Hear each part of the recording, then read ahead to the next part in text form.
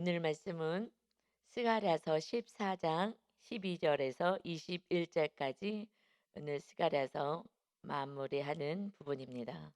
스가랴서 14장 12절부터 말씀입니다. 이 예언서는 읽기가 조금 어려워요. 왜냐하면 지금 예수님이 오시기 전에 520년 전에 예언한 말씀이기 때문에 그 시대의 성도들이 받아야 될 말씀이고, 이 말씀이 예수님이 초림했을 때 예수님이 구원자로 오실 것을 말씀하시기 때문에 그 이후에 예수님 초림하실 때의 상황을 말씀하시고, 또 완전한 예수님의 재림하실 때 마지막 때까지 연결이 되기 때문에 어느 시점에서 읽든지 우리는 오늘의 말씀으로 읽으면 될 줄 믿습니다. 아멘. 그래서 이제 12절에는 예루살렘을 칠 모든 백성에게 여호와께서 내리실 재앙은 이러하니 곧 섰을 때에 그들의 살이 썩으며 그들의 눈동자가 눈구멍 속에서 썩으며 그들의 혀가 입속에서 썩을 것이요. 예루살렘은 하나님의 백성들이죠. 하나님의 백성들을 친 모든 백성들, 그 이웃 나라들이 뭐 아수르뿐만 아니라 그 일대에서 이렇게 계속 침략해 오고 어려움을 줬습니다. 하나님의 백성을 괴롭힌 이런 백성들이 에게 내리실 재앙이 이렇다. 그들이 서 있을 때에 그들의 살이 썩는다. 살이 썩는다는 것은 이제 죽음을 의미하는 거죠. 살이 썩는데 그들의 구체적으로 말씀하셔요. 그 죽음을 당하는 그들의 삶에는 그들의 눈동자가 눈 구멍 속에서 썩는다. 또 그들의 혀가 입 속에서 썩는다라는 이렇게 표현을 쓰십니다. 그러니까 죄의 벌이 임하게 되는데 우리 뭐 다 살이 썩어서 이제 끝나는 인생이잖아요. 주님 재림하실 때 다 우리는 또 이 땅에서 죽게 되었을 때 다 썩습니다. 그런데 그런 뭐 그런 인생의 모습을 보여주셔요. 그런데 그들의 눈동자가 썩는다는 거예요. 눈 속에서. 입이 입속에서 썩는다는 것입니다. 그 죄에 대해서 또 강력하게 조금 초점을 맞추신 거예요. 죄를 어디서부터 시작하느냐.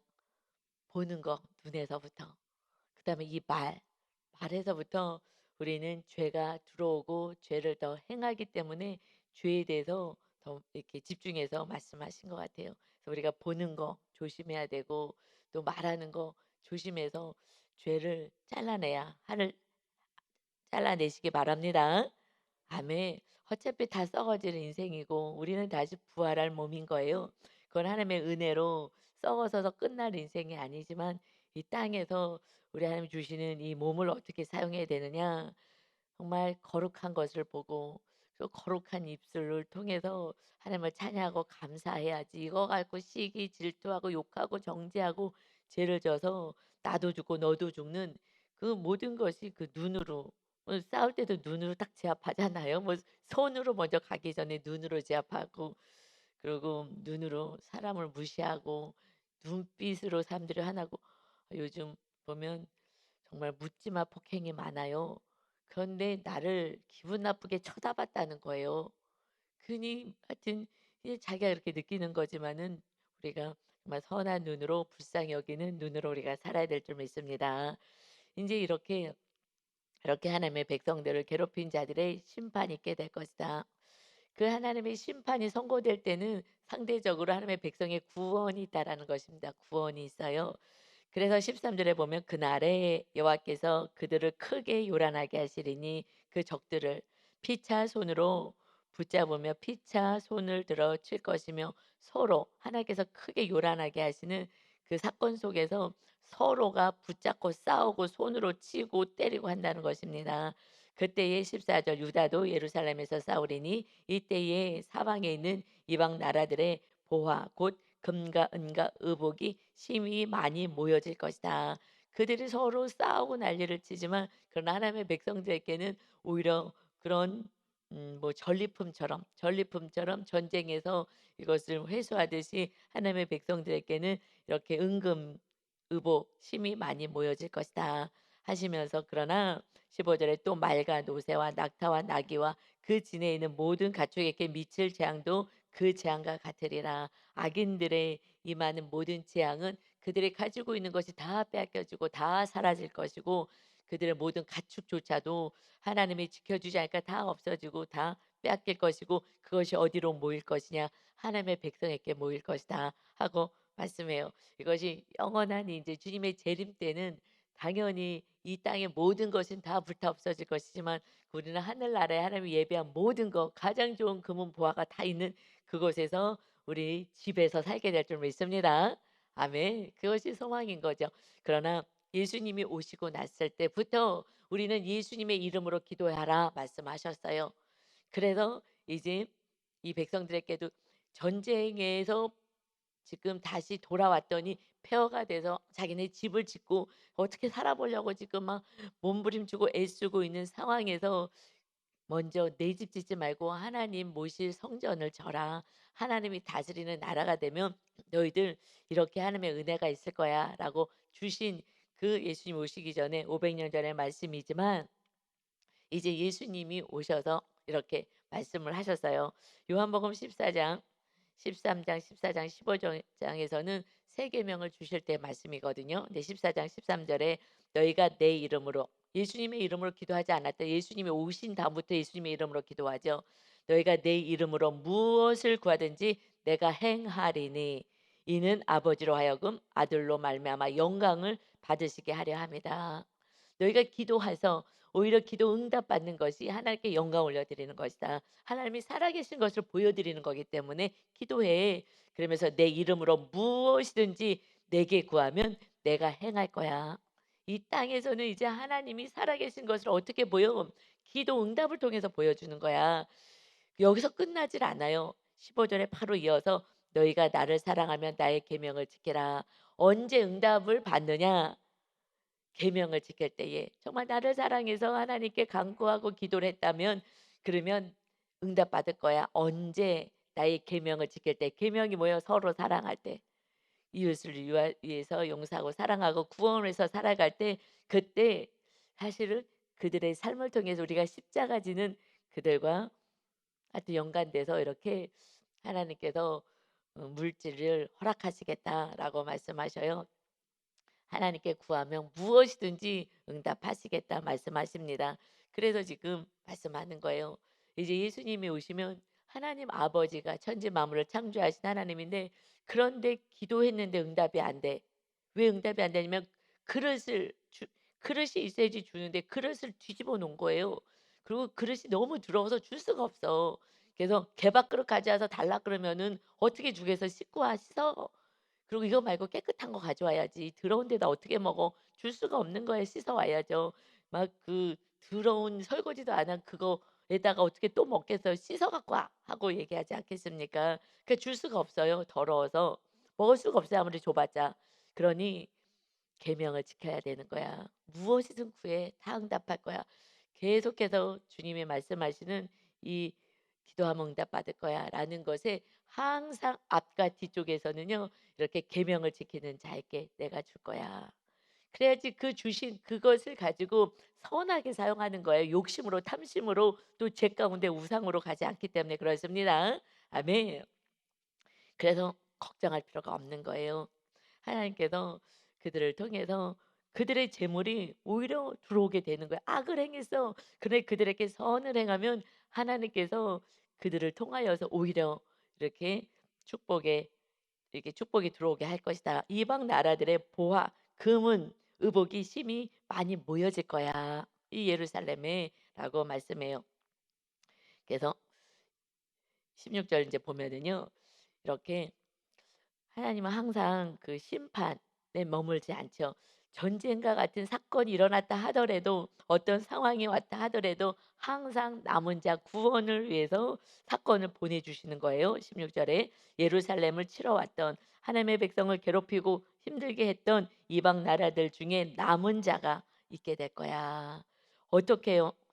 사실은 이제 위에 보면 14절에 이렇게 막 서로 피차 싸우고 있는데 14절에 유다도 하나님의 백성도 예루살렘에서 싸우게 될 거야. 이것을 싸운다는 게 저는 이제 영적으로 이걸 표현하면 우리의 삶 속에서 말입니다. 정말 예루살렘이 이제 우리가 예루살렘이라 하잖아요. 성전이 세워진. 그런데 유다도 우리도 어디서 싸워요? 내 안에서 막 갈등이 있는 거예요. 늘 싸움이 제 안에 전쟁이 늘 일어나요. 내 안에서 이웃 때문에. 그래서 끝까지 용서해야 되는데 그냥 막 피차 싸우더라도 그래도 내가 또 그래도 저들을 용서하고 사랑해야 되는데 하는 것이 내 안에서 사실 예루살렘에서 싸운다. 예루살렘에서 지금 싸우는 거예요. 내 안에서 내가 막 싸우는 거잖아요. 전 날마다 싸워요. 아니야. 그래서 끝까지 사랑해야지. 하나님의 말씀대로 살아야지 하는 제 안에 싸움이 있죠. 그렇듯이 이렇게 내 안에 그 싸움이 이웃 때문에 이웃을 끝까지 사랑하기 위한 그 싸움이 있을 때 그 이웃을 통해서 이렇게 금은 보화가 들어오지만 또 16절에 이어서 그 내가 그냥 그래도 그 영혼 계명대로 살려고 싸울 때에 그 자들이 구원받게 될 거야. 하나님은 지금 이방 나라들 하나님의 백성을 괴롭혀서 그러면 니네들은 싹 죽었어 하는 것이 아니라 그래도 이 유다가 다시 또 예루살렘에서 자기네 전쟁에서 온 이 백성들 그래도 그 남은 자들이 다시 회복하기를 원하시는 그 우리에게 온 모든 사건들 삶 속에서 정말 전쟁과 같은 그 고통을 우리에게 준다 하더라도 어떤 상황과 환경이 벌어진다 하더라도 이것을 우리가 그냥 싸움으로 단절 싸움은 단절이거든요. 너 안 보면 그만이야. 단절이기 때문에 그렇지 않고 그 예루살렘에서 내 안에서 갈등하고 싸웠을 때에 그래도 우리가 승리하는 게 뭐예요? 우리는요. 내가 죽는 거잖아요. 내 고집. 내가 하고 싶은 대로 하지 않은 거. 그래서 그냥 미워도 또 사랑하는 거. 이것이 내가 싸웠을 때에 계속 승리한다는 것은 내 고집을 꺾었을 때에 남은 자가 예배하는 자가 된다는 것입니다. 16절이요. 그래서 남은 자가 해마다 올라와서 그 만군의 그 왕 만군의 여호와께 경배하며 초막절을 지킬 것이다. 라고 말씀하는 거예요. 그러니까 이 말씀이 옛날에는 그냥 이스라엘 백성들에게 주시는 말씀인가 보다. 그때 전쟁이 나면 이렇게 되고 저렇게 되나 보다. 하지만 그것이 아니라 영적으로는 이제 이 말씀은 우리들 삶 가운데 일어나는 모든 일들, 날마다 일어나는 일들을 말씀하셔요. 그래서 나는 이 남은 자들, 너를 전쟁하고 괴롭혔던 그 인생들 있잖아. 너 정말 꼴도 보기 싫어하는 그 원수 같은 인생들, 너 인생에 도움이 하나도 안 되고 정말 괴롭혔던 그 인생들, 그래도 네가 예루살렘이 되어서 날마다 싸워서 자신과 싸우고 마귀와 싸우고 그래서 말씀으로 승리하게 되면 그러면은 남은 자가 되는 거야. 이웃이 그 전쟁을 예루살렘을 우리 하나님의 백성 나를 치러 왔던 그 이방 나라 정말 왼수 같고 적과 같은 그들이 그 중에서 남은 자가 있어. 그래서 주님을 만나게 되면 그들이 여호와께 경배하러 초막절을 지키러 올라와. 그러니까 너희들은 전쟁에 승리해야 돼. 이 세상 사람들은 승리는 뭐예요? 내가 찍어 누르는 게 승리라고 하는 거예요. 그런데 하나님의 나라에서 승리는 뭐예요? 예수님처럼 종의 모습으로 겸손히 내려오는 거예요. 이것이 승리하는 거야. 그러면 하늘에서 제일 큰 자가 될 거야라고 말씀하는 그래서 이것을 좁은 길이라고 하는 거예요. 세상 사람들은 알 수도 없는 이 생명의 길을 우리는 걸어가는데 누가 이걸 걸어가겠어요? 믿음 있는 자. 그것도 애기 신앙은 안 되고요. 어떻게 주님의 제자들만 가능한 거예요. 그러니까 우리가 다 주님의 제자가 돼야 되는 거거든요. 성경에서는 우리 마태복음 묵상할 때 무리와 제자로 계속 나눴어요. 그래서 무리들에게는 비유로 말씀해요. 예수님 왜 비유로 말씀하셔요? 얘기를 해도 못 알아듣고 오히려 더 핍박을 해. 그래서 이것을 너희들에게만 알려주는 거야. 이 천국 복음은 너희들에게만 알려준 거야. 누구요? 천국에 갈 제자들, 천국에 임한 제자들에게만 알려주는 거예요. 그래서 이 천국 복음을 너희가 알려줘라 하고 그 무리들에게는 아무리 얘기해도 안 들려요. 이 말씀을 해도 저는 못해요. 용서할 수 없어요. 끝까지 하시는 분들이 있어요. 그래도 그냥 용서합시다. 못해요. 절대 못해요 나는. 그래서 그 부분이 어마어마한 상처가 있을 수도 있지만은 사실은 이제 믿음의 수준이 주님의 제자된 삶으로 이제 우리는 세워져 가는 그 지금 훈련들이 있잖아요. 그래서 이제 제자로 세워지면 그러면 정말 원수까지도 정말 내 거를 다 빼앗아 와서 다 빼앗아 가려고 하는 것이 적들이잖아. 이 시대 전쟁 났다 그러면 남의 나라 가서 다 약탈해 갖고 가는 거잖아요.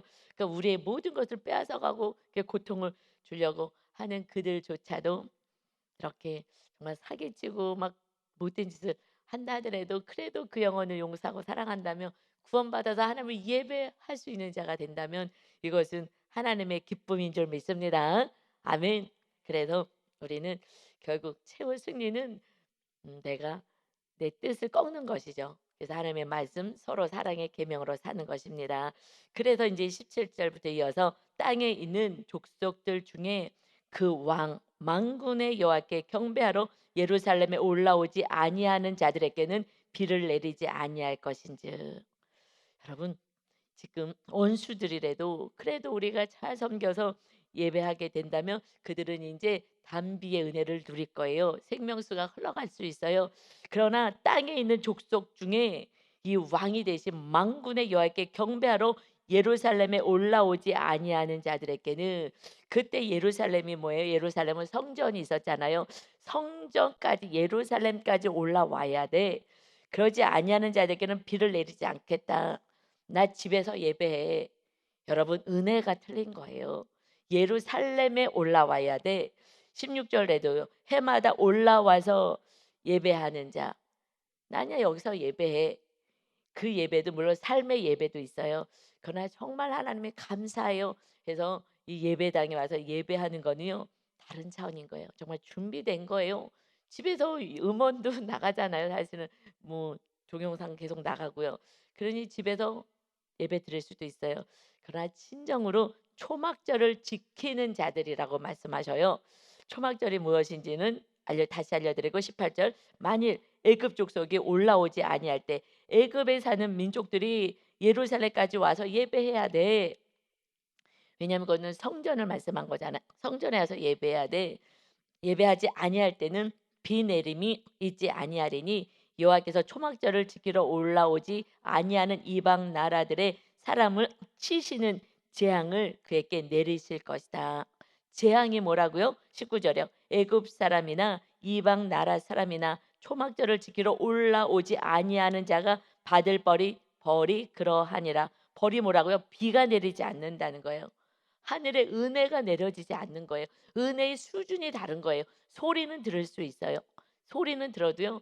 예배 자리에서 예배 드리는 거는 하늘과 땅의 차이가 있는 거예요. 그래서 비가 내리지 않아 하나님의 은혜가 우리에게 촉촉이 내려지지가 않는다는 것입니다. 그래서 올라오지 않는 자 계속해서 16절부터 19절까지 하나님께 예루살렘까지 이방 지금 애굽을 얘기해요. 특별히 이방 나라를 애굽으로 얘기한 것은 그들이 자랑하는 것이 나일 강이에요. 나일 강이 막 늘 범람해서 늘 물을 댈 수가 있어요. 늘 물을 댈 수가 있으니까 그래서 애굽이 잘 살게 되는 거예요. 막 농사도 지을 수 있고 그래서 나일강이 자랑이거든요. 그것이 우린 나일강이 있어서 우린 잘 살아. 그러나 그 하늘에서 내려오는 비를 그치면 나일강도 말라버릴 거야. 라는 말씀인 거예요. 하나님이 비를 그치면 아무것도 할 수가 없는 거죠. 나일강을 자랑해 그것도 말라버리는 거야. 그래서 인생이 곤고하게 사는 거예요. 하나님 앞에 와서 초막절을 지켜야 돼. 초막절이 뭐냐면은 그것이 애굽에서 출애굽하고 그래서 그곳에서 하나님의 백성들이 노예로 있다가 하나님의 강권의 은혜로 출애굽해서 광야에는 물이 없어요. 물이 강이 없고 물이 없어요. 그저 하나님만 바라봐야 돼요. 하나님이 때에 따라 물을 내려주시고 물이 안 내리면 또 반석에 쳐서 물 나오게 하시고 하셨죠. 하나님이 그 광야에서 가게도 없고 농사 질 수도 없는 그곳에서 정말 옷도 달지 않고 신발도 달지 않은 기적과 같은 은혜로 다 돌봐주셨어요. 이것을 감사하는 거예요. 다시 말해서 내 삶에 날마다 지켜주시고 돌봐주시고 구원하여 주신 그 은혜를 감사하는 자, 그 자들이 하나님 성전에 와서 예배한다는 거예요. 그렇지 않으면요, 그냥 나 예수님 알아, 나 예배 드렸어. 예배 드린 게 마치 도장 찍는 거예요. 나 동영상 봤어. 이거는 도장 찍는 거예요. 그거는 거기에는요 하늘의 단비가 내려지지가 않는 거예요. 도장 찍은 거예요. 정말 너무너무 감사하면 부산에 있다 하더라도 달려오지 않겠어요? 예배 처소가 있다면 부산에서라도 달려오는 거예요. 하나님께 예배해야지 하고 하나님 앞에 온전히 이렇게 모든 것 다 준비되어서 찬양가 우리 찬양 드리는 것도요. 젊은 찬양팀들이요. 토요일 날 저녁에 와서요. 준비해요. 다 준비하고 또 주일날도 일찍 와서 또 찬양 준비하고요. 그래서 다 연습하고요. 기양 드리지 않아요. 그게 다 준비돼서 하나님을 예배하고 찬양하는 모든 준비된 그 영혼들이 예배를 다 해 놓은 곳에 와서 해야죠. 집에서 그냥 소리로 듣는 거하고는 달라요. 그래서 제가 부활절 때 이제 고난주간 잘 사순절 지나고 사모하는 영혼에게는 부활절에 놀라운 은혜가 있을 것입니다. 그래서 저도 큰 은혜가 있었어요. 그런데 우리 리더 한 분이 부활절에 은혜를 주셨어요. 은혜가 뭐냐면 자기 안에 무의식에서 산당, 성경에서 말씀하는 산당, 세상에서는 무의식이라는 그것을 가지고 내가 살았구나. 내가 어떻게 살고 있는지조차도 모르고 어떻게 양육하는지조차도 몰랐던 이 자기의 모습을 그날 발견하고 막 기뻐 가지고 이제 얘기를 하는 걸 들었어요. 너무 기쁘죠. 왜냐하면은 잘못된 가르침을 가지고 잘못된 양육을 자녀에게 하면 내가 받았던 상처가 그대로 대물림이 되는 거거든요. 내가 너무 싫어서. 그래서 양육 제가 처음 할 때 그 집사님한테 "부모님 먼저 사랑해야 돼요." 그랬더니 "저는 부모님 사랑해요." 왜냐하면 싸우지 않으면 사랑한다고 착각해요. 싸우지 않는다고 사랑하는 건 아니거든요. 그래서 "아 그래요?" 그러고 그냥 넘어가요. 왜냐하면 너무 모르니까. 아예 처음에는 잘 모르거든요. 내 모습이 전혀 안 보여서. "아 그래요?" 그냥 그러고 넘어가요. 그래서 살짝 찔러 보거든요. 네 나중에는 제가 이제 다 끝나고 인제 어느 시점이 지나고 났더니 제가 부모님을 사랑하지 않았더라고요. 내가 부모님과 거리를 뒀더라고요. 부모님의 상처가 제 안에 깊이 박 부모님이 준 상처가 저 안에 깊이 박혀 있더라고요. 처음에는 "저 부모님 사랑하는데요?" 처음 양육 시작할 때에서 그 인제 창세기 11 장까지가 가족에 대해서 다루시잖아요. 그랬을 때에 그렇게 고백했더니 나중에 점점점 나의 모습을 점점 보더니 인제 우상 산당 찾으면서 내 모습을 말씀으로 보기 시작하더니 정확히 인제 아는 거예요. 제가 사랑하지 않았고 그 또 상처받았던 제 모습이 있었습니다. 이걸 발견했네요. 라는 것을 하면서 인제 그래서 부모 사랑이 이웃 사랑의 첫 번째라는 거 목사님 말씀하신 걸 알겠어요. 라고 해요. 그랬는데 요번에 또 찾은 거예요. 그래 갖고 막 기뻐 가지고 뭐 그거 찾으면요 너무 기뻐 가지고 계속 말하게 되거든요. 그래서 막 계속 은혜를 나누고 요번에도 올라왔잖아요 또다시. 그 인제 묵상에 올라온 거예요. 주일 거기 보세요. 부활주일날 찾았다고 나오지. 부활주일날 그 이제 우리 리더방에 이렇게 묵상이 올라와요. 그리고 홈페이지에도 올라올 거예요. 그런데 그 어저께 아니 수요 예배 때 요번 수요 예배 때 또 산당을 찾는 거예요 한 리더가. 그래 갖고서는 막 어저께 막 기뻐 가지고 산당 찾으면요. 그러면 내 삶의 모습이 정확히 거울처럼 보이는 거예요. 아 오늘 우리 아파트에 엘리베이터 이렇게 수리를 다 했거든요. 이렇게 다 해져 있는데 거울을 안 붙여 놨어. 아 거울 붙여 놓으면 좋은데 옛날 거울이 참 이쁘게 보였거든요. 그래서 거울 보면서 내 모습을 보고 그랬는데 왜 거울을 안 붙여 주지? 근데 오늘 딱 엘리베이터 새벽 예배 때 타고 나오는데 거울이 붙여져 있는 거예요. 그래서 거울 이렇게 보고 내려오니까 기분이 좋더라고요. 이 말씀이 거울이잖아요. 근데 수요 예배 때 이 말씀을 딱 보면서 정말 목사님 너무 몰랐잖아요. 나 깜짝 놀랐어요. 제가 이러고 살아가는지도 몰랐어요. 그런데 이 모습을 정확히 내 모습을 보고 정말 모든 실타래 같이 쫙 풀려지니까 진짜 감사가 나오더라고요. 옛날에 제가 교만해 갖고요. 온전히 감사도 안 되고 이건 당연한 거라고 생각했던 모든 것이요. 정말 부끄러워요. 다 감사하더라고요. 정말 모든 것이 감사고요. 막 이러면서 감사가 뭐라고요? 초막절이라고요. 그래서 추수감사하죠. 그때 하나님이 또 주신 모든 것을 다 저장하면서 수장절이라고도 표현하거든요. 그래서 곡식 거둔 거 추수한 것을 다 이렇게 창고에 두면서 이제 내년 것을 또 예비하는 이때예요. 그게 그냥 감사절이에요. 이거 감사. 언제요? 내 모습을 정확히 봤을 때에 그 회개가 되고 그때 감사가 되는 것입니다. 언제요? 예배 때요. 주일 예배뿐만 아니라 수요 예배 때도요. 그냥 그래서 저는 이제 기도 때 그랬다 그래 갖고 혼자 기도할 때 깨달았다는지 알고 "아 그러냐."고 그랬더니 "아니 예배 끝나고 나서 기도하잖아." 그래서 예배 끝나고 우리가 기도하잖아요. 그때가 최고로 저한테 수지 맞은 거예요. 말씀 받고 말씀을 붙잡고 거울로 내 모습 보고 기도할 때 그때 성령님이요 무의식에 깊은 거 그래 갖고 하여튼 어저께 뭐 한참 또 은혜를 나눠서 그래서 그게 저는 선물이에요. 막 저의 엔돌핀이 엔돌핀 영양제를 제가 받는 것이 성도님들이 이렇게 막 세워지는 모습을 들으면은 너무너무 막 기쁘고 감사하죠. 이것이 초막자. 그래서 올라와서 예배해야 됩니다. 여러분 올라오세요. 예배 자리에 오세요. 수요 예배, 금요 예배, 새벽 예배, 구역 예배, 주일 예배, 예배가요 많아요. 그런데 일주일에 한 번도 오지 않고서는 나는 예배 드렸어. 아니요. 이 지금 말라가는 거예요. 인생이 다 피폐하게 말라가는 거예요. 그냥 소리로 들리는 거예요. 소리. 안 듣는 것보다는 나요. 그러나 어떻게 해서든지 예배 자리에 와서 그래서 하나님의 은혜 정말 단비가 촉촉히 내려지는 그래서 결실을 맺는 저와 여러분 되시기를 예수님의 이름으로 축원합니다. 아멘.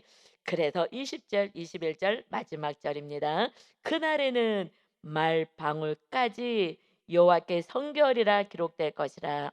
여호와의 전에 있는 모든 솥이 제단 앞 주발과 다름이 없을 것이니 그날에 언제요? 예수님이 오신 그래서 우리들을 죄 사함을 받게 하시고 날마다 거룩하게 하시는 주님이 오시고 마지막 완전한 천국에 임했을 때는 완전한 성결인 거예요. 대제사장이 이 머리에 이 모자 같은 거 이렇게 간을 쓸 때에 그때 여호와께 성결이라는 것을 글씨를 써서 붙입니다. 이것은 그냥 내 머리 안에 완전히 너희들의 삶의 목적은 성결이고 거룩인 거야라는 거죠. 머리에 이 모자만 쓰면 뭐 하겠어요? 이 머리에 이 안에 이 뇌에 박아야 되는 거야. 뇌에 나쁜 세균을 쫓아내고 여호와께 성결이란 가치관을 사는 거야. 나 이것이 있으면 행복해. 이제 행복을 넘어서 거룩으로 가야 되는 거야. 성결로 가야 돼요. 구별된 자로 우리는 살아가야 하는 것입니다. 그래서 하나님의 아들이 우리의 죄값을 치르러 오신 것입니다. 주님이 대신해서 죽으시고 이제 너희들은 성결한 자가 돼야 돼. 거룩한 자가 되어야 돼. 말씀하십니다.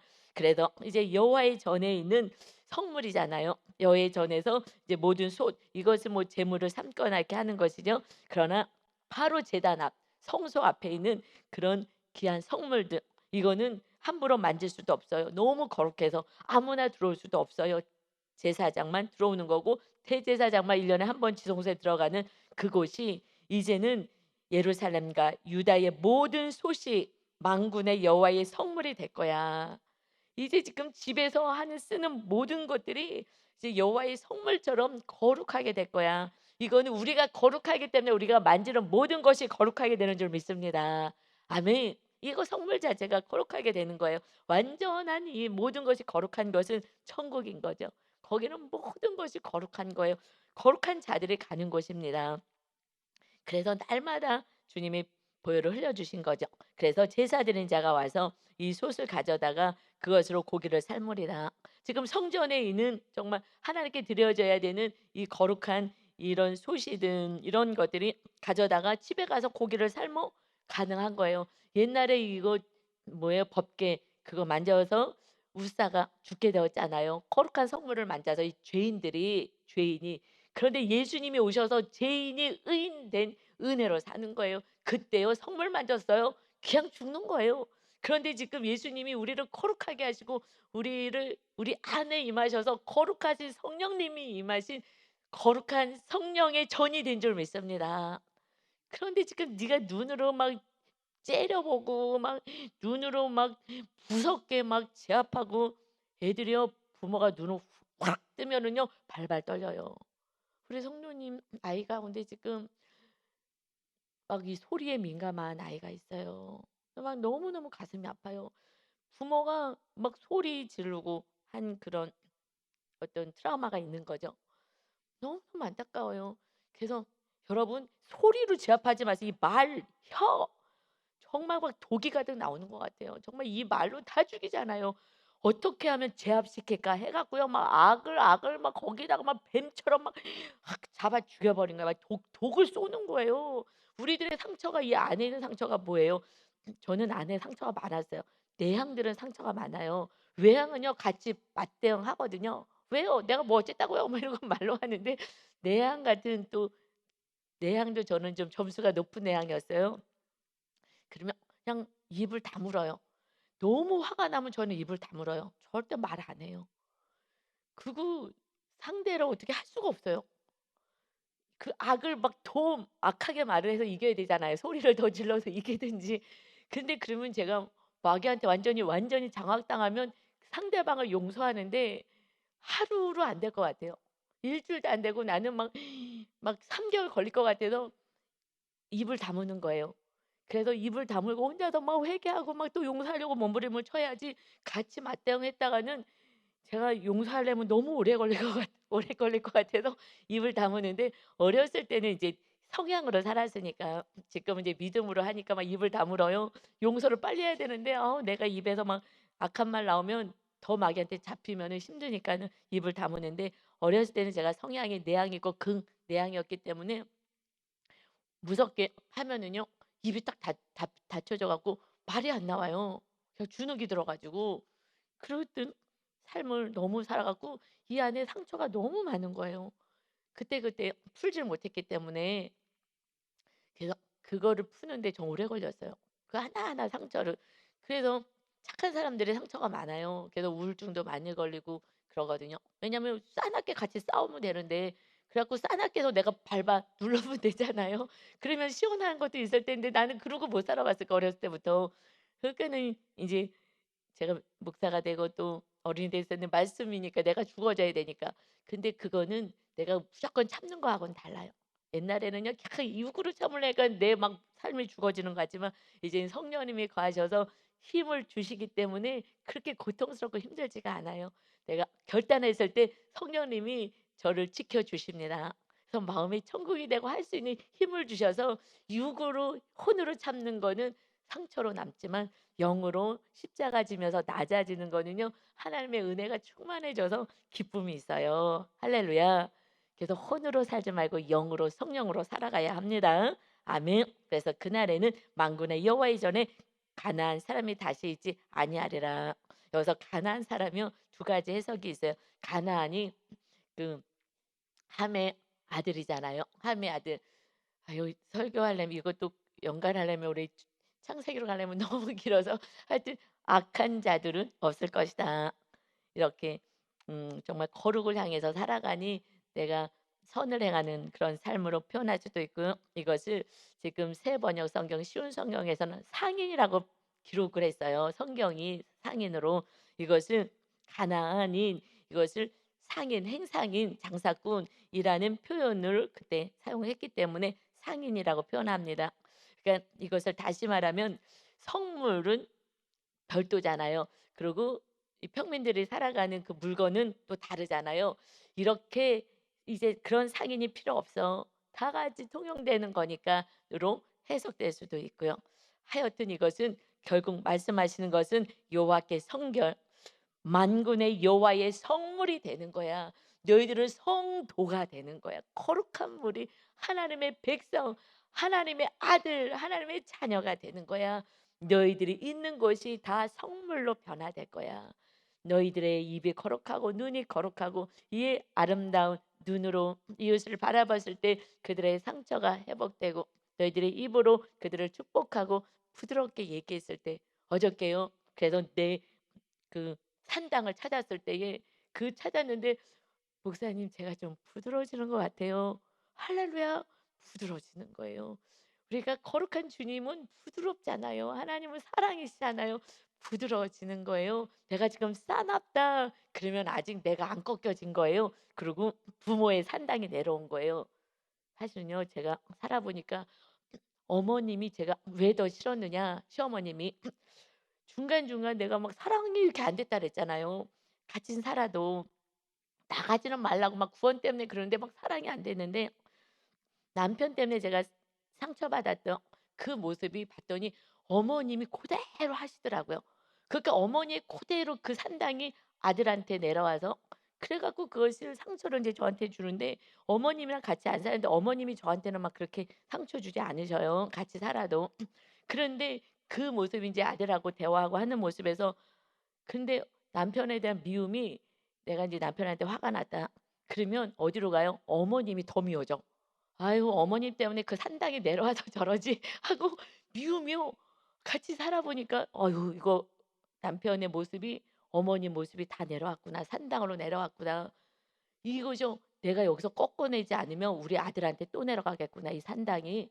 해 갖고 내가 꺾어내죠. 어떻게 꺾어요? 내가 죽으면 되거든요. 내가 십자가 지면 되거든요. 그래서 '내가 십자가 져서 남편의 이 산당을 꺾어야 되겠다.'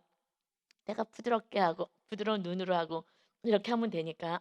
그래서 '여기서 꺾어내고 아들한테 못 내려가게 해야 되겠다.' 인제 솔직히 저는 인제 산당 우상을 아니까 무의식이 또 상담을 해서 심리학도 아니까 이 무의식이 내려가기 때문에 그래서 미움이 어머님한테 사실 더 간 거예요. 그런데 아드님도 이게 산당으로 내려온 걸 알았으면 좋겠습니다. 우리는 다 내려와 오는 거예요. 그래서 더 어머님이 나중에 알았어요. 아 같이 살면서 알았어요. 그래서 어머님이 더 남편한테 화가 나면 어머님이 원인 제공자다라고 생각해서 화가 나셨던 모습을 제가 기억이 나요. 그래서 이것들 우리들의 모습을 정말 근데 그 시대는 다 사는 게 어려웠어요. 뭐 지금 먹고 살 만하니까 상담도 하고 뭐 하고 그러지 지금은 그 어머니 그 모습도 여러분 너무 신기하죠. 귀여워요. 귀여워요. 저는 이게 기적인 줄 믿습니다. 시어머니랑 같이 사는 거 다 싫어하는데 그걸 넘어서요. 그래서 어머님 때문에 우리 남편이 나한테 저렇게 하는구만 이랬던 제 모습이요. 성령님이 정말 함께 해 주셔서 저는 절대 그런 인간이 아니라고요. 그런데 그 모습조차도요. 그냥 귀여워요. 옛날에 먹고 살기 어려웠는데 그래도 자녀들 저렇게 잘 양육하시고 다 대학 보내고 그래도 훌륭하시지. 여러분 이거는 제 마음이 아닌 거예요. 그냥 주님의 마음, 하나님의 마음인 줄 믿습니다. 그래서 모든 영광 하나님께 성결인 거예요. 그래서 어머님이 저한테는요. 아버만 남 아들한테는요. 싸납게 얘기하셔도요. 저한테는 부드럽게 얘기하셔요. 그래 가지고 막 이렇게 얘기하셔요. 할렐루야. 제가 부드럽게 하면 부드럽게 하시는 줄 믿습니다. 그리고 그냥 그 어떤 모습이든지 지금은 신기하죠. 귀여워요. 저는 막 살 것 같아요. 할렐루야. 살 것 같아요. 이것이 축복인 것 같습니다. 하나님은 그렇게 살아. 그래서 하나님의 은혜로 사는 거예요. 그래서 제가 부족하지만 저도 늦게 이렇게 살아가고 있어요. 여러분은 저보다 훨씬 젊으시니까 더 많은 은혜와 축복을 누리고 살아가시기를 예수 그리스도의 이름으로 축원합니다. 아멘. 아버지 오늘 수고하라 말씀 주셨습니다. 모든 것이 은혜입니다. 주님의 은혜로 저같이 악한 자 또 정말 부족하고 찌질하고 정말 그런 모습으로 살았던 제가 이렇게 주님 때문에 주님이 임하셔서 거룩하게 해 주셔서 성물이 되고 모든 것이 은혜로 주님이 다 허락하셨습니다. 하나님 그 점 은혜입니다. 밖에는 없습니다. 그래서 여호와께 예루살렘으로 올라와서 초막절을 지켜라. 감사해라. 내가 모든 것 다 줘서 이 추수감사절의 은혜처럼 다 창고에 쌓아 놓게 되지 않았느냐. 앞으로도 쌓아 놓게 될 것이다. 그러니 감사해라. 감사해라. 아버지 하나님 이것이 예배하는 자 주의 전에 와서 교회 와서 예배하라 말씀하십니다. 그때 하늘의 은혜와 단비가 내려집니다. 아버지 날마다 교회 와서 사는 제가 이 큰 은혜를 누렸습니다. 우리 성도 모두가 이제 코로나라고 집에서 예배했던 그 많은 영혼들 이제 주님 교회에 올라와서 예배를 전심으로 생명을 다하여 감사로 예배드리는 거룩한 백성들이 다 되어서 여호와께 선결 거룩한 자 주님께 영광 올려드리는 복된 인생이 되게 하여 주옵소서. 감사드리며 예수 그리스도의 이름으로 기도하옵나이다. 아멘.